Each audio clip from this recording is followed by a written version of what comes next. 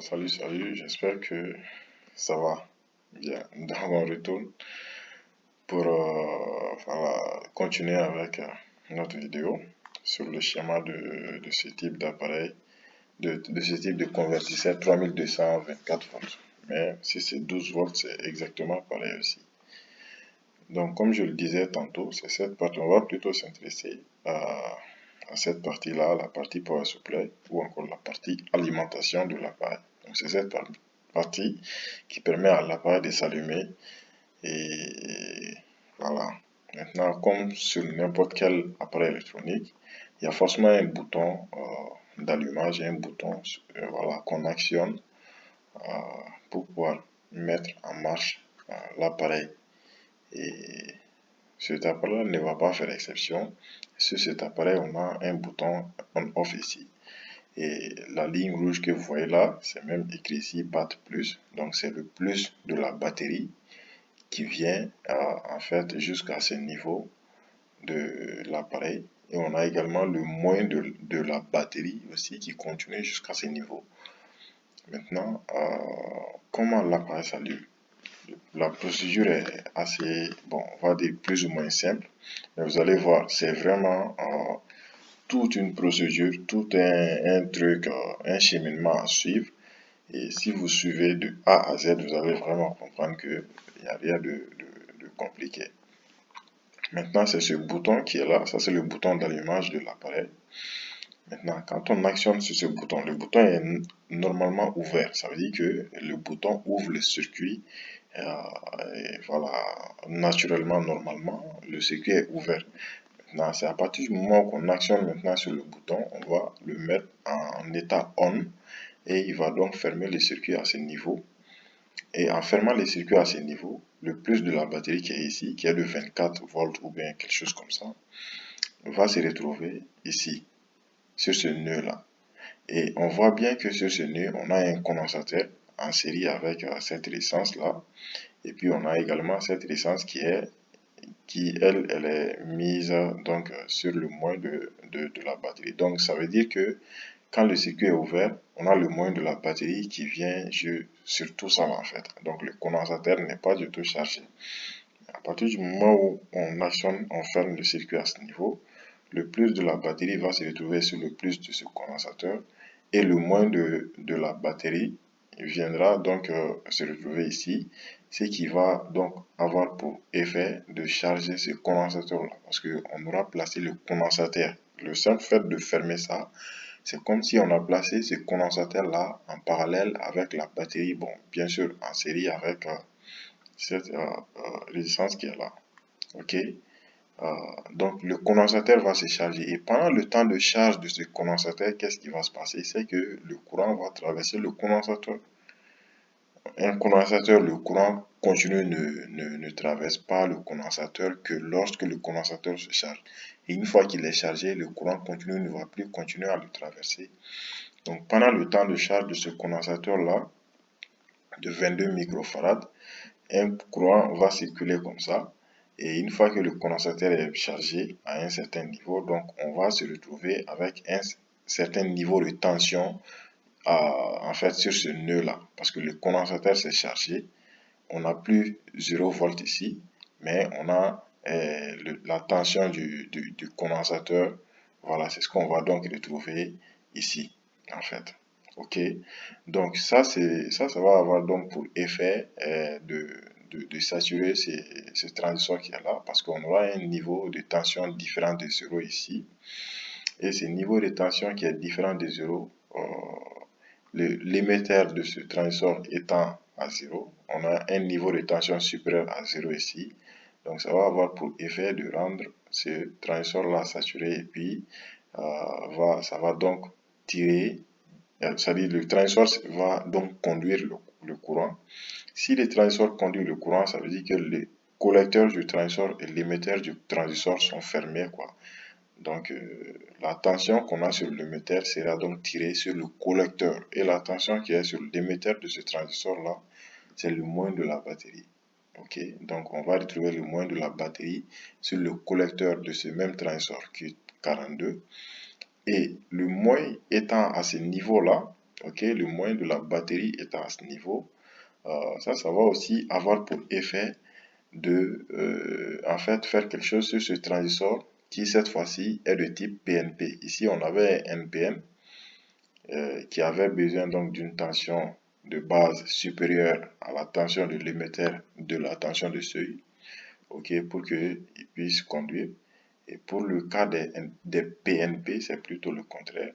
Donc, à partir du moment où on impose un niveau de tension qui est inférieur au niveau de tension sur l'émetteur de la tension de seuil, généralement on parle de 0,6 ou 0,7 comme tension de seuil, mais bon, peu importe. Il faudrait tout simplement que pour le cas du PNP, que la tension de la base soit inférieure à la tension de l'émetteur, au moins de la tension de seuil. Ok, donc ici, vu que celui-ci la conduit déjà, donc le moins qui est sur l'émetteur va se retrouver sur son collecteur. Ça, c'est bien compris. Maintenant, le moins étant ici, on voit directement que l'émetteur de ce PNP là se trouve directement sur le plus de la batterie, sans même qu'on ne fasse absolument rien. Son émetteur a donc un niveau de tension égal au niveau de tension de la batterie. Donc, si on ramène le moins de la batterie ici, donc naturellement, on voit quand même que l'émetteur a un niveau de tension supérieur à la base. Donc, et c'est ce qu'il faudrait faire pour les PNP pour qu'ils puissent conduire le courant donc comme ça dans ce sens. Et une fois que voilà donc ce transistor aussi est saturé PNP, donc le plus de la batterie qui est ici sera donc tiré sur le collecteur qu'on va retrouver ici. Donc on va y trouver pratiquement le plus de la batterie. Bon, je simplifie, hein, sinon il y aura une chute de tension ici, mais je ne vais pas parler de ça pour ne pas trop nous encombrer, quoi. On va tout simplement comprendre la procédure de voilà d'allumage de l'appareil. Donc on va retrouver ici pratiquement la tension de la batterie et cette tension va donc venir ici et puis on a ici tout simplement une job anti-retour, ok, et cette tension sera donc filtrée à travers donc ces condensateurs là qui vont éviter que la tension fluctue très rapidement, quoi, vu que le condensateur va donc avoir pour effet d'éviter que la tension varie de façon brusque. Ok, donc cette tension de la batterie qu'on a ici va pratiquement venir se retrouver sur la borne VCC donc de cet élément. Et ça c'est un composant, ça c'est un circuit intégré UC3845B. Donc c'est, on va dire, l'oscillateur. En fait, c'est un composant oscillant, c'est-à-dire un composant qui, une fois alimenté, et en fonction des différentes dispositions des différents voilà, composants branchés tout autour là, donc lui, il va produire un signal bon, un signal variant qui va donc avoir une fréquence très élevée, 10 kHz, 20 kHz en fonction des différents composants qu'on a tout autour. Et donc, il va donc envoyer un signal qui va donc osciller et qui va donc être envoyé sur un élément. Voilà, généralement, ici, pour ce cas-là, on a un MOSFET. Donc, c'est ça l'oscillateur, okay, qui va donc conduire le MOSFET qu'on a ici. Donc, l'oscillateur, une fois que l'oscillateur est alimenté sur cette broche qui est la broche VCC, la broche d'alimentation de l'oscillateur va donc fournir, c'est-à-dire va produire un signal qui va vraiment osciller à une fréquence très élevée et pour donc ce MOSFET qui est ici. Ok, et étant donné que ce signal-là sera un signal carré qui va varier niveau haut, niveau bas, niveau haut, niveau bas avec une fréquence très grande, donc ce transistor-là aussi va s'ouvrir, se fermer, s'ouvrir, se fermer, s'ouvrir, se fermer avec la même fréquence que le signal est reçu. Donc une fois que ce transistor-là reçoit ce signal-là, donc quand le transistor conduit, le transistor là, lorsqu'il lui conduit, ça veut dire que le plus de la batterie va quitter comme ça, traverser l'enroulement. Ça, c'est un transformateur qu'on a ici, TX7. Donc, le plus de la batterie, le courant va donc traverser l'enroulement là. passer par le transistor et venir ici sur le moins. Ok? Et ça, le circuit est fermé. Entre le plus et le moins, le circuit est fermé. Ça, c'est lorsque le transistor là conduit. C'est-à-dire, ça veut dire que le signal produit par l'oscillateur est au niveau haut. Et une fois que le signal produit par l'oscillateur quitte le niveau haut pour venir au niveau bas, donc le transistor sera bloqué. Il ne va plus conduire en ce moment. Donc lorsqu'il ne conduit pas, donc il n'y aura pas de circulation de courant ici. Donc ensuite, il va encore reconduire le courant, donc le courant va passer. Ensuite, il ne va pas conduire, le courant ne passe pas. Tantôt il conduit, tantôt il ne conduit pas, tantôt il conduit, tantôt il ne conduit pas. Donc ça va donc être, c'est-à-dire comme une sorte de tension variable pour cet enroulement. Et qui dit tension variable sur un enroulement d'un transformateur dit par induction, production donc de la tension sur les autres enroulements de ce même transformateur-là. Donc les autres enroulements qu'on a de part et d'autre vont donc recevoir également, en fonction du nombre de spires de ces enroulements, vont recevoir en fait leur tension et puis voilà, faire ce qu'ils doivent, voilà, ce qu'ils doivent faire quoi. Voilà. Donc la vidéo est assez longue comme ça. Je vais couper la vidéo à ce niveau et ensuite après je vais détailler le reste pour après.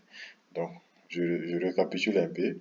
Donc une fois qu'on appuie sur le bouton, le plus de la batterie va donc charger ce condensateur là, ce qui va donc avoir pour effet d'imposer un niveau de tension ici supérieur au niveau de tension de la batterie, au moins de la batterie. Donc ce transistor la conduit. Si lui il conduit, il va donc tirer le moins sur son collecteur. Et une fois que le moins est sur son collecteur aussi, c'est pratiquement la base de ce PNP. Alors que l'émetteur du PNP se trouve sur le plus de la batterie.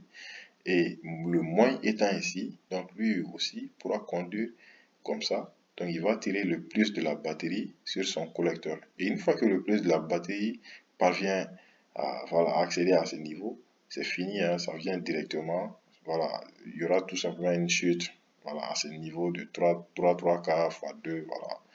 Et puis il y aura la tension de seuil de cette diode aussi qui sera déduite de la tension de la batterie. Mais ça, c'est négligeable, qu'on va dire. Et puis, on va directement recevoir ici pratiquement une tension égale à la tension de la batterie. OK? Et ça, c'est la procédure pour alimenter déjà l'oscillateur. Une fois que l'oscillateur est alimenté, donc lui, il va directement produire un signal voilà, qui va varier de niveau haut, niveau bas, niveau haut, niveau bas. Et ce signal-là va sortir par l'approche output. Ça vient comme ça. OK? Bon, tout ceci là joue des rôles, mais on va les négliger pour pouvoir comprendre en fait le schéma. Ils ne sont pas forcément indispensables pour la compréhension du schéma, mais ils sont là vraiment pour pouvoir jouer un rôle spécifique dans le schéma. Mais on va les ignorer pour pouvoir bien comprendre le schéma d'abord et ensuite on va s'attaquer à leur rôle aussi quoi. Donc le signal oscillant là sort comme ça et vient directement à ce niveau et vient sur voilà, la broche gate du MOSFET. Une fois que la broche gate du MOSFET reçoit donc ce signal oscillant à 10 000 Hz ou à 20 000 Hz, et ce transistor aussi va s'ouvrir et se fermer avec la même fréquence. Et vu que tantôt le courant passe, tantôt le courant ne passe pas, tantôt le courant passe, le courant ne passe pas, donc c'est comme si on a une tension voilà, variable ici. Donc, et cette tension variable va donc produire de la tension induite sur les différents enroulements du transformateur. Voilà, donc je vais arrêter la vidéo à ce niveau et dans la prochaine vidéo, donc je vais continuer avec le reste de cette partie-là. Une fois que vous avez quand même bien compris ça, c'est le plus difficile à comprendre en fait, vraiment sur cette partie-là. Sur ce, portez-vous bien et à la prochaine.